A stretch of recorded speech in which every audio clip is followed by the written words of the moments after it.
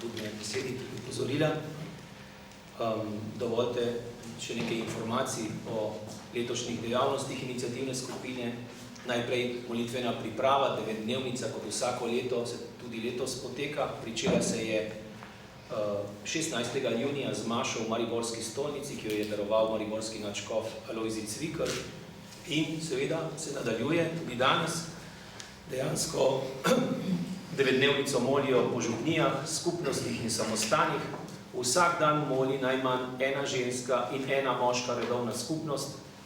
V času 9-dnevnice je vsak dan ob 5. uri zjutraj na Radiu Ognjišče molitev rožnega venca za domovino. Osrednja dejavnost pa je seveda 24-urna molitev in post za domovino, ki se pričenja v četrtek 23.6. ob 4. popoldne, zaključila pa se bo v petek 24. prav ob isti uri. Osrednja neprekinjena molitev bo v Ljubljani v živo potekala v stolnici svetega Nikolaja. Začetek bo v četrtek ob 4. z mašo, v kateri so še posebej povabljeni mladi. Zaključila pa se bo z mašo za domovino, ki jo bodo 24. junija ob 4. darovali slovenski škofje.